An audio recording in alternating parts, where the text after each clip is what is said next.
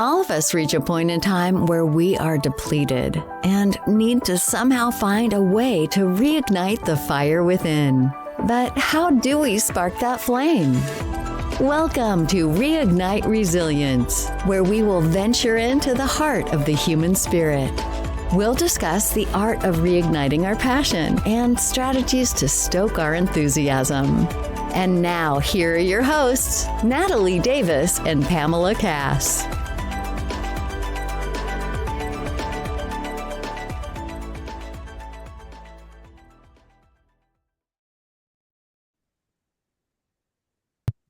Welcome back to another episode of Reignite Resilience. I am your co-host, Natalie Davis, and I am so honored to be back with you all. I feel like I've been away somewhere for a long time, but Pam, it's good to see you. How are you? It is good to see you. And it has been, I was trying to think the last time we were together. We usually do these stints of like being together for like days in a row, Yes. and then we don't see each other for Exactly because we're busy, but busy doing great stuff. We are the listeners will be excited about this. So we have finished our first book, and so we're in the kind of the throes of having a few select people read through it, give us feedback. And it's so funny how clear it is in our mind, but then when they read it and they're like, this doesn't make any sense. And you're like, oh, shoot, yeah, you're right. I guess that's right. We're in the throes of that, but it's a labor of love and it has been so much fun. So stay tuned. That'll be coming out this year. And actually, hopefully 2 books will be coming out since we've already started the second one as well. So yes, it's an exciting time. It's definitely an exciting time. I know. So even though we haven't seen each other and we're just working on things and pushing through in the background. So that's always nice. Yeah. We are not stopping. No, not at all. We've got too much work to do. Yeah. We've got the world to save and all those things. Exactly. Right? Exactly.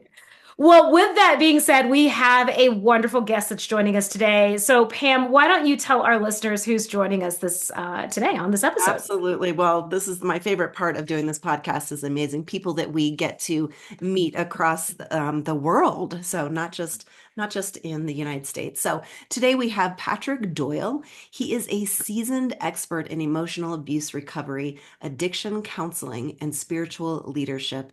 With over 3 decades of experience, he has dedicated his life to helping abuse survivors and those battling addiction find their path to healing and freedom. Patrick's unique approach combines practical strategies with deep compassion, empowering individuals to overcome their past and embrace their intrinsic value. Thank you so much for being here, Patrick. We're so excited to have you. And let's start out with you just, sharing a little bit about yourself and what brought you to this place and what it is that you do today. Well, I'll get to that in a second, but first I just wanted to congratulate you on publishing a book. I just published my first book in October. Exciting. Yeah, and so I understand exactly what you're saying. The process is not an easy one. No. I likened it to, running a gauntlet. Yes. And in the process of writing my book, I also, this will get into my story. I was raised in a very abusive alcoholic home. My dad was a 2-war veteran. My mom died when I was 10 years old on Christmas morning from alcoholism. Wow. And so I was left, all my siblings are 10 years or more older than me, and I was left by myself with this crazy alcoholic. So one of the things my dad used to say when he was beating me and off the cuff whenever was, "You're stupid." So I built an online program called Pathway to Hope, which is for women who are in abusive relationships and particularly in faith communities. Okay. I was a pastor years ago, so I understand all that world very well. But I had already built all of the stuff that was in my book. I had already made videos. I had already developed all the material. So why did it take me 4 years to write this book? Well, I'll tell you why. As I was going through the process, I realized that I had all this internal resistance to working on my book. I'd rather go clean the bathroom with a toothbrush, and I always found something else to do. Like, and my editors and people around me were like, "This, you you don't have to write this stuff. It's already written. We're just editing. We just need a few. And I'm like, in the process, I realized this will get into one of my story, because I believe trauma is based in messages. Yeah. My dad's beating me. What does that say? You're worthless. What does that say? You're not lovable. You're the problem. Then he's saying things like you're stupid and whatever. So those messages don't just evaporate because we deny them. They become part of our ethos. Yeah. Right. So I'm trying to write this book, and I'm finding all this resistance. And what I discovered through doing my own personal work was, if I believe I'm stupid, and somewhere down there I still did, I can't write a book. Yeah. That's not congruent. Mm-hmm. So as I started that dawned on me, like, oh, this is that underlying message that I'm stupid. I didn't read my first book until I was in my 20s because I believed that. Yeah. Right. And I believed what my father said that I was stupid. But my life since then has proven that's not true. Mm-hmm. Right. But all the proof is hard to take in. Yeah. People can say you're smart and we appreciate you, but that lie is so strong because it was so deeply embedded in such a time when we're young and we're impressionable, and our deepest need is to be seen and to be cared for. And when that's ripped away from us, that message of your inadequacy and your worthlessness skyrockets and it becomes so deeply embedded in you think it's you. Mm-hmm. But it's not.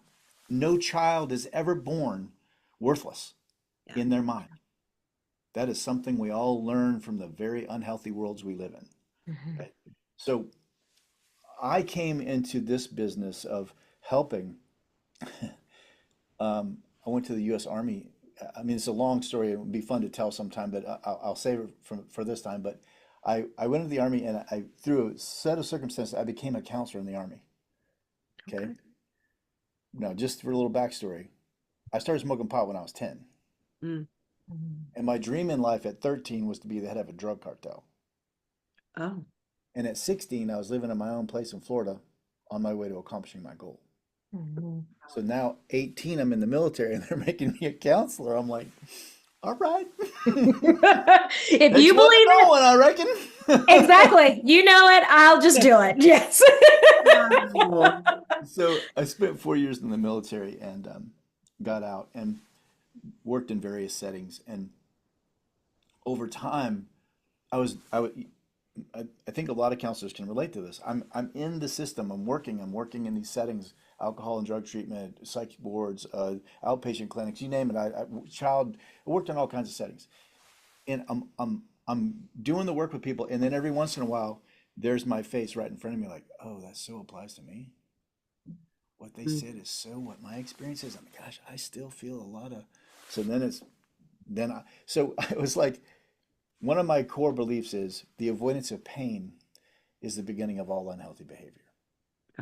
Mm-hmm.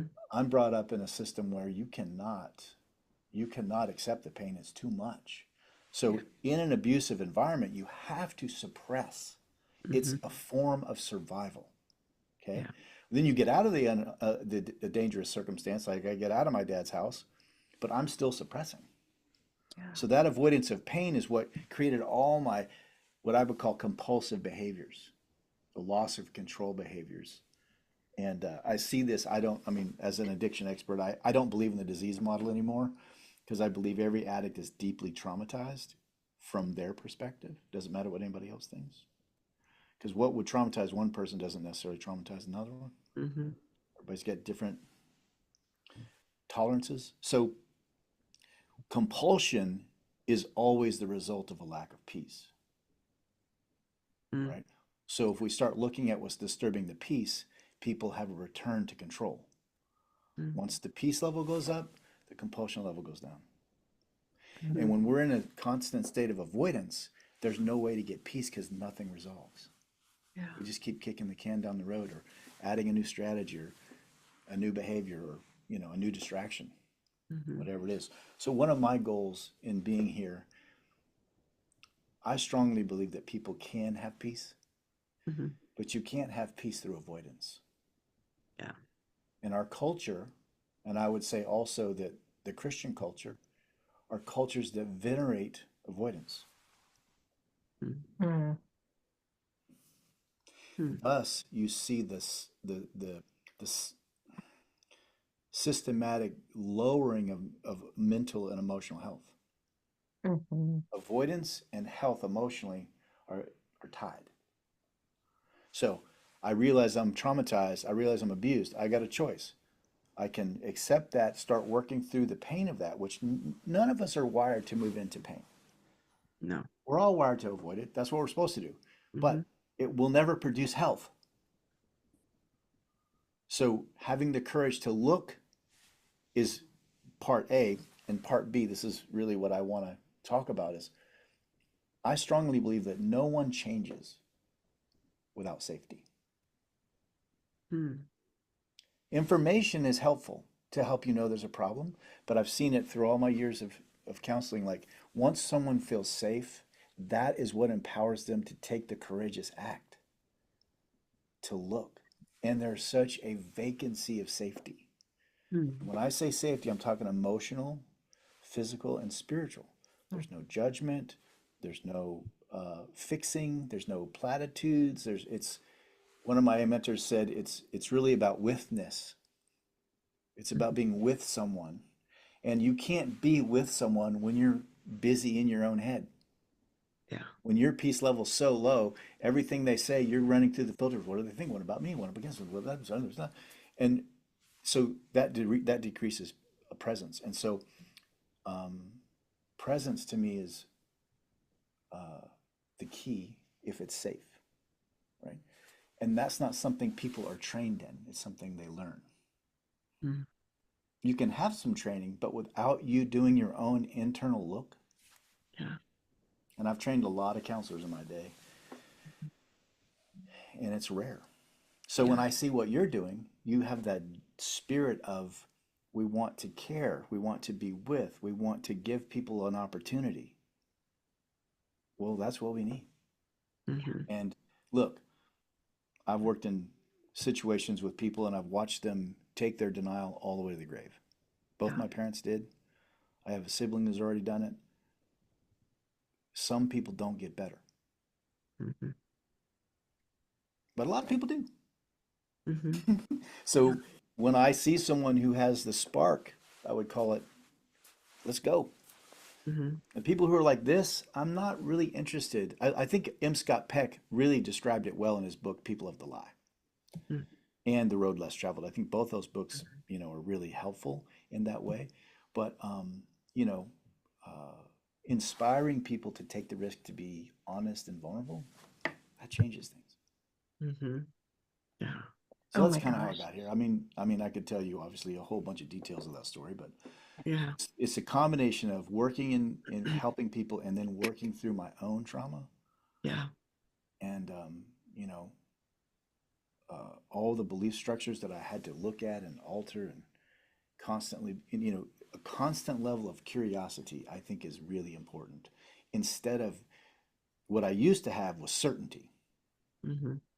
And I strongly believe that certainty, whether it's religious or whatever, you fill in the blank. People are certain about a lot of things they have no actual facts for. So certainty is our defense against the chaos of the world we live in. Whereas curiosity is way more painful because I don't know. Yeah. Right? So having a safe community, one or two friends, whatever, where I can explore those things in safety is what allows me to grow. But when I'm certain and I know and I can't be disturbed with, whatever, because this is how it goes. Yeah. And that was me for years. I have a whole hard drive of sermons that I've preached over the years that I would never say those things today. Wow. This was based in my defense against the uncertainty of the world and my defense against the pain. So the pain was causing my certainty to be more rigid. And I see it all the time. It's a great, noble avoidance. I can be really self-righteous and noble while I avoid the actual thing that's killing me. Yeah. It's putting your cape on. I always say it's like, just put the cape away. We don't need to put the cape on in those moments. Exactly. And listen, there are moments when you might need a cape. Mm-hmm. You can't live in them. Yeah. And if I go into an dangerous environment, I'm not going to be vulnerable. Mm-mm. Yeah. And I work with narcissists all the time, and I would never be vulnerable with them. Mm-hmm. Yeah. They're dangerous. Yeah. And so that's the other thing that I learned is like, look, if I say their behavior has demonstrated an unhealthy pattern, am I judging them? No. I'm identifying their behavior as unhealthy. And this is where I see a lot of people get in trouble, is the behavior in their relationship is saying very clearly this person is unhealthy, and they keep denying it, rationalizing it, giving them the benefit of the doubt. I talk about this in my book extensively, how to stay out of that.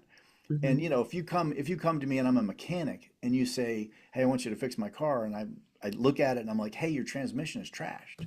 It's not working. And am I judging the transmission? No. No, Right. it's just a fact. This thing Right. ain't working. So I think in relational terms, when the behavior is so consistent, that's what allows us to understand, oh, okay, this is that behavior. But that requires us to be honest instead of rationalize, minimize, justify, deny, spiritualize, avoid, whatever. Yeah. And that living in that truth is how we get to a place of health. But it's not pleasant. And everybody wants I want the workaround. Yes. I want the peace without the pain. Yes. Yeah. Sorry. Give me the microwave version, please. Yeah, Yes. right. I wish it existed. I would write it down and move to Fiji, Yes. No kidding. but it doesn't exist. And so our willingness to be with each other in a way that's meaningful and healthy and safe, that is what changes the world. Mm-hmm. Yeah. Not information. We have more information now than we've ever had in the entire history of the world. Mm-hmm. How's it going? Right. Right. People are more overwhelmed, Correct. more uncertain, Correct. more afraid, less vulnerable.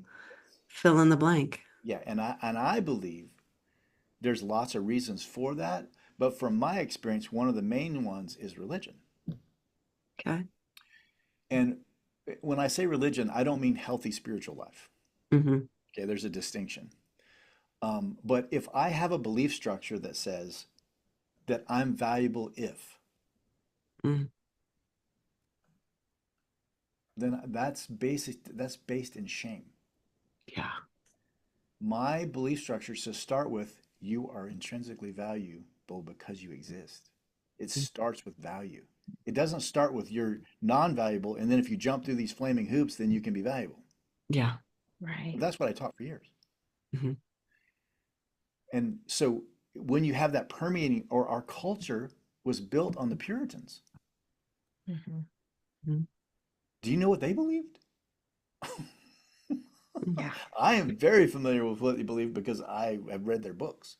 Mm-hmm. And I understand. And Mm-hmm. so that was the basis for a lot of our culture, which was avoidant and self-righteous.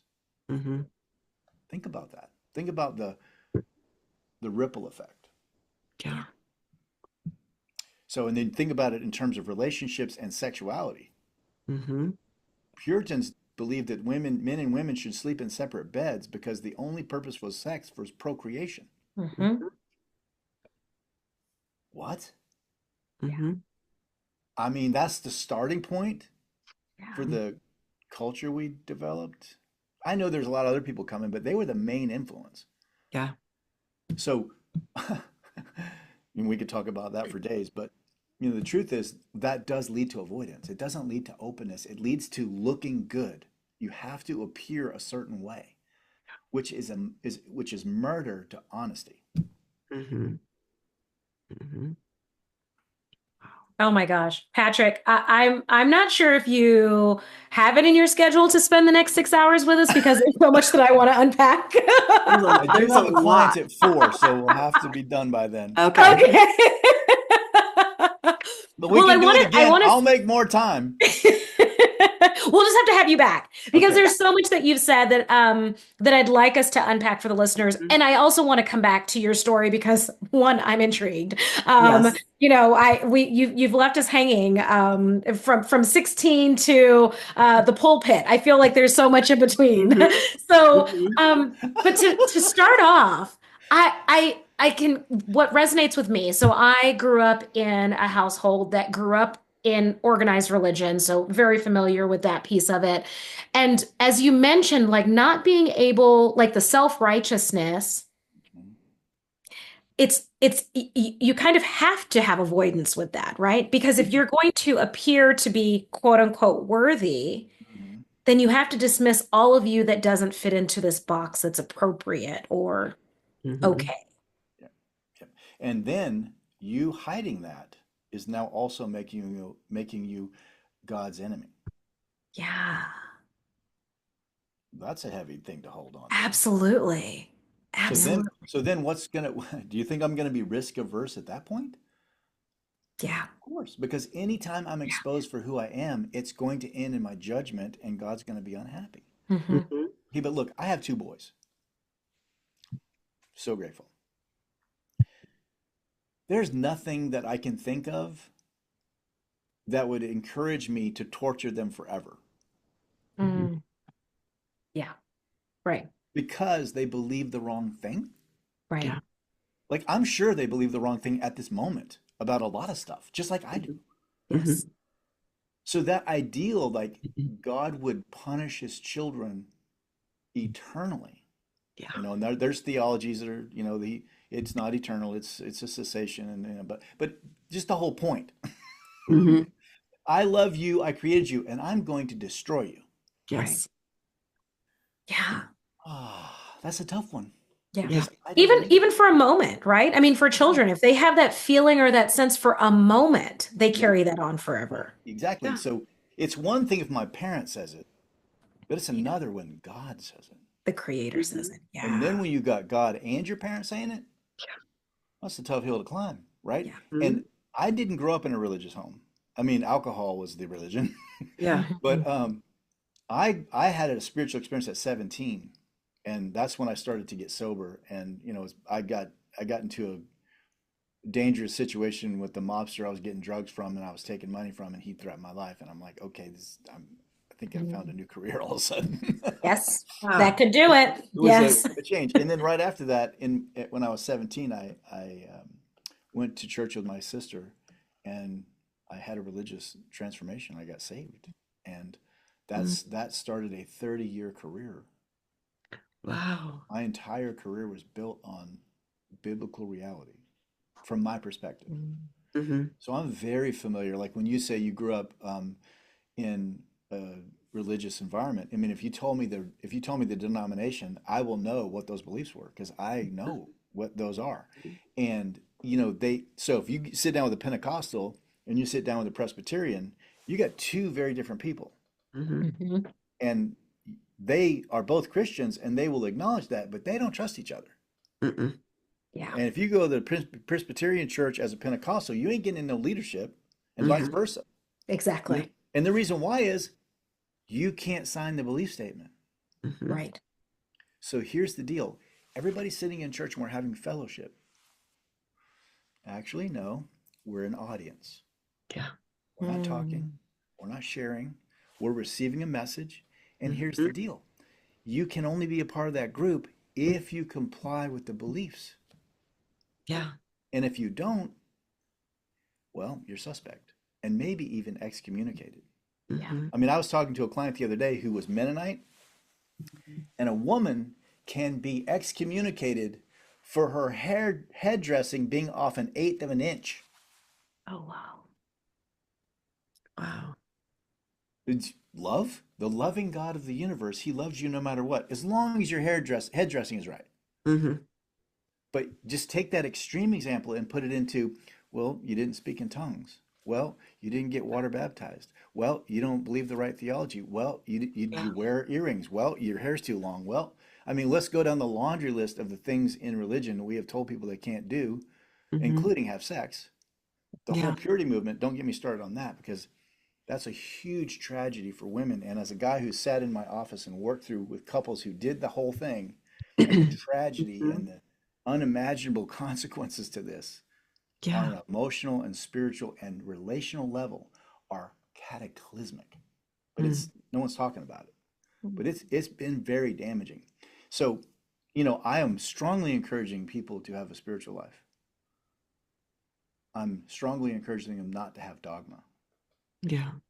Dogma, this is my saying, dogma kills love Mhm. every time. And I don't care what the dogma is about. You can be dogmatic about, let's just take sports, for example. Somebody's a dogmatic fan of a certain team. They will hate the other person. Yeah. I'm like, what? We might be taking this a bit too far. Mhm. I'm a huge Atlanta Braves fan. Okay. I'll admit it. But I would never hate someone. Yeah. Well, I did hate the Yankees for a while, but that's another story. That's different. That's different. I'm going to After mention they that. beat us in the World Series 3 times in a row. That's it. Yeah. That might be the thing that pushes you over the edge. That's different. Yeah, it's It is different, different. right? Yes. But Yes. the point is, it doesn't matter what your dogma is. Yeah. Politics. I made a documentary movie about the freshwater dolphins in the Amazon. Mhm. A lot of people don't know that there's freshwater dolphins in most of the major rivers in the world. Not in the Ganges anymore because it's so polluted that they all died. But um, my church, this little church that I had, one of the guys in that church, my best friend, was a movie maker, and we found this guy, Dr. Fernando Trujillo, who's the world's leading expert on freshwater dolphins and manatees, and he was also mentored by Jacques Cousteau. Oh, He's an wow. amazing guy. He's like one of the most spiritual people I've ever met. And so this scene popped in my head just now. So we're on the river I think we're on the Rio Negro or the Amazon, I can't remember. And we're in a little boat and we're looking for swans and dolphins, and he's doing his work, and he's a scientist, and we see a dead baby dolphin. Mhm. And we go there and he picks it up and he's sobbing. And I'm like, how many dead dolphins has he seen? Like Mhm. Yeah. thousands? Yeah. And yet it's still touching him like this is not necessary. Yeah. We can avoid this. And so, Mhm. the the the the small little church I had, we did this movie, which actually did amazingly well. Won a bunch of film festivals. You can go on Amazon and watch it. It's called A River Below. Mm. But the thing is, the pushback we got for making a conservation movie as Christians. I'm like, not everybody. The irony, isn't that Yeah. what? Not everybody, Yeah. not everybody involved was Christian. I was thinking it wasn't a Christian movie, but Yeah. my church, the two guys that funded it were part of my church. And so it's like we were putting this thing into the world, and I'm like, that's part of the dogma thing. Like when we got down there and started doing all the work, we realized, man, this thing is way bigger than we thought. Like most problems when you start getting deeply involved. Exactly. And so it was just like another example to me, like we're doing good. And we're spending a bunch of money that's been probably never going to come back to us. Mm-hmm. And didn't. So what's the problem? Yeah. Yeah. So that's what I mean by dogma kills love. It just does. And so I want to help people. And listen, if you're traumatized, you have some dogma. Mm-hmm. The dogma is you're a piece of junk. The dogma is you're not good enough. The dogma is you're inadequate. Yeah. And if you have that internal belief structure, this is what I see all the time. If someone is being self-destructive on a regular basis, Mm-hmm. I know for sure that they have a belief structure of inadequacy. Mm-hmm. Because if you're valuable, it would make no sense to be self-destructive. Mm-hmm. But if you see yourself as a waste of the skin you're printed in, well, yeah, I'm drinking too much, whatever, and there are good things that you can do. Like I can be hyper religious. I can go to the gym all the time. I can, whatever. Mm-hmm. There's what things that look good Yeah. that are just as compulsive as the guy who's strung out on drugs. Right. Yeah. Yeah. But Different we're addiction. all gonna like turn the other way because he's in good shape. But nobody Yeah. around him likes him. Yeah. Right. It's a different addiction. When I was Yes. in treatment, when I worked in treatment, I made up a joke. I'll test it on you guys. Uh-oh. What's the difference between an alcoholic and a workaholic? Retirement plan.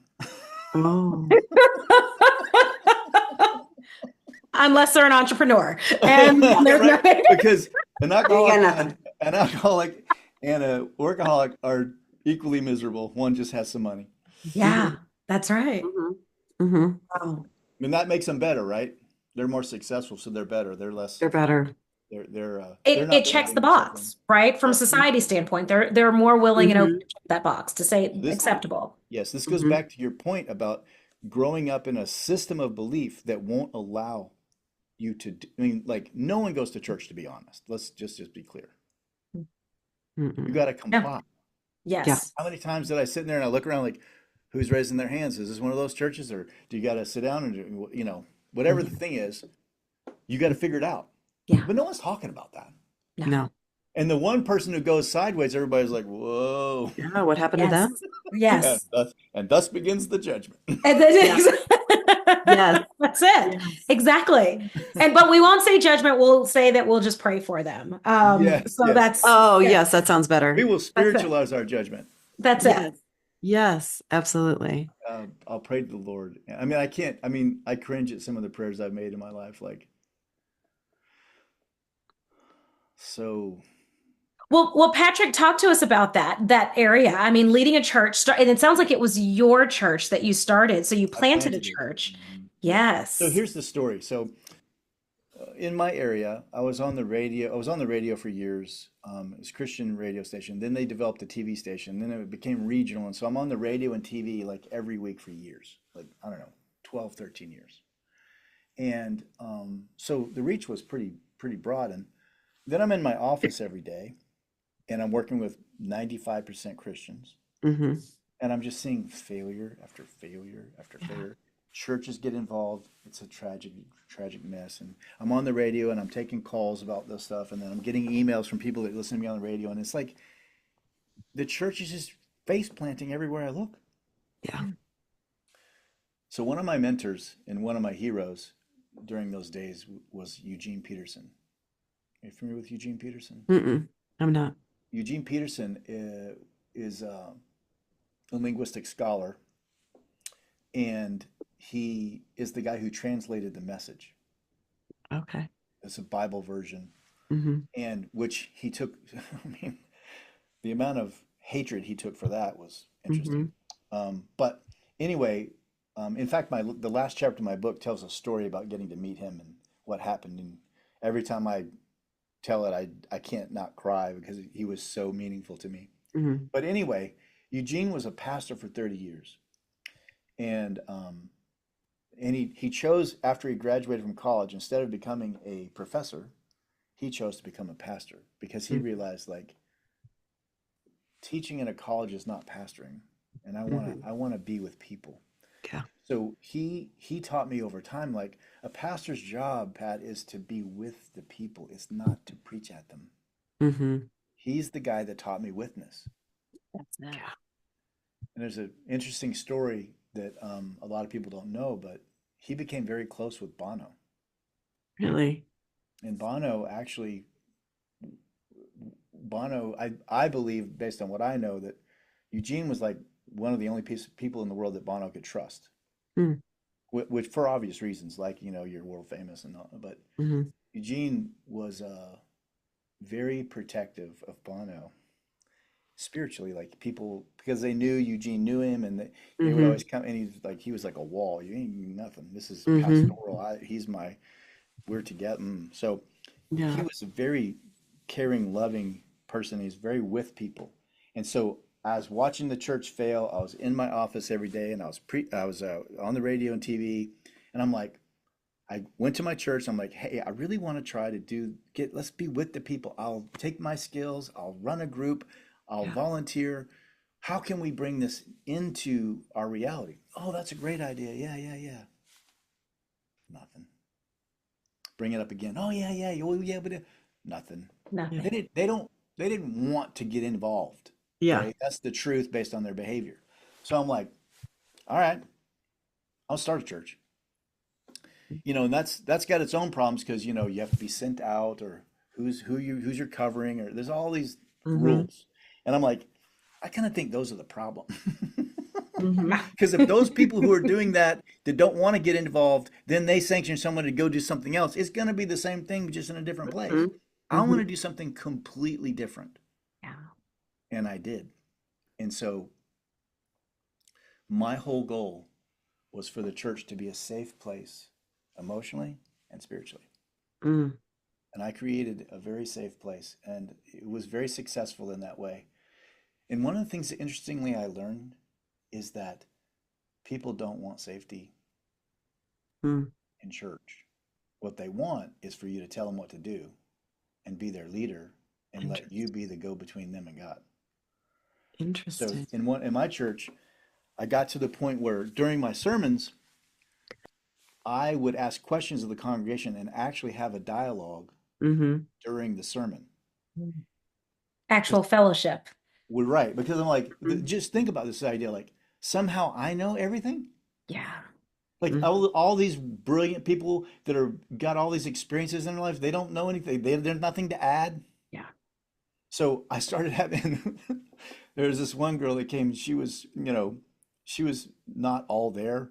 She's a Mhm. sweet soul, and she always participated. And sometimes it's like, oh my gosh, this is awkward because she doesn't even make sense. And then other times it'd be this gem. I'm like, Yeah. see, everybody has a place at the table. Everybody has something valid to say. And people would argue with me sometimes about what I had said. They're like, I don't agree with that. What about this? And I'm like, well, let's talk about it.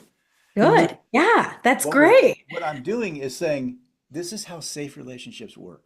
Yeah. We don't have to agree. Mm-hmm. If we agree, that's boring. Yeah. And so I had to fight with some of the other guys that I brought in as leadership. They wanted me to put a belief statement on the church website, and I'm like, no, I don't want somebody going to the church website looking for my belief statement. I want them coming to the church because they want to check it out and they want to meet Mhm. some people. Mm-hmm. We'll get into belief statements later, but you know how it is with church. If you're going to find a church, you got to find a good Bible teaching church that has and a good worship team, blah, blah, blah, all these things. There's all these things. So like, and look, that's nothing wrong with that. If you want to do that, fine. And I said to that people in my community, like, look, if you want that stuff, it is abundant here. Mm-hmm. Well, what I'm doing, I don't really want any of that. Yeah. And so everybody would come in, and there's this one guy in particular that came in. I knew him from the community, and he's really just rigid, and he's red faced because he's always so intense, and he's just that way. He's got so much stuff pent up, and he's just intense. So one of the guys in my church knew him pretty well, and he's like, "Yeah, I should come." And so that dude, I thought he was going to have a stroke by the end of it, because I didn't do worship at the beginning. I Yeah. did it at the end because I didn't want it as a warm up act for the preacher. And my belief at the time was, if you're going to worship, it's going to be because you've seen God and you're responding. Mm-hmm. We're not warming you up for this service, which is Mm-hmm. what it always was to me, and it always used to make me uncomfortable. Like, why are we doing this? Ugh. So, Mm-hmm. and I didn't take an offering. I didn't do a lot of things because I'm like, I'm not trying to do any of that. I'm trying to build a community. Yeah. We don't need all of that. And the truth is that church had plenty of money. It was giving was never an issue Right. because people felt safe, they felt connected. And then the other thing that was so encouraging to me is relationships started to spawn. Mm. From the safety, they started building out in different places. And Mhm. that was my whole goal. So there's one clarion example for me that I think of is like, this was a time when I started to realize it's working. There's this guy in my church who I knew really well. He had somebody I'd counseled before, so I knew his story. And he's talking to this other guy, and I could overhear it. And I'm talking to somebody else, and I'm not supposed to be listening, but Yeah. Mm-hmm. I was listening. Yes. And one guy says, "Yeah, how you doing, man?" He's like, "Oh, well." And in my mind, I'm like, "Please be honest, please be honest, please be honest," because I knew this guy's story. He's like, "Well, I've been really depressed." And the other guy goes, and now I'm in my head like, "Please don't give him a scripture. Please don't tell him he needs to Yes. feel better." And the guy goes, "Wow, really? Me too." And then they just started talking. Beautiful. And I'm like, I'm a success. Yeah. It's a W. The, That's the it. outcome is Yeah. irrelevant. Just the fact that they had safety to be honest. That's going to move them to a good place. And those guys became friends. Yeah. Love it. So that was the whole motive behind that. But I learned over the long haul that a lot of religious people don't like that.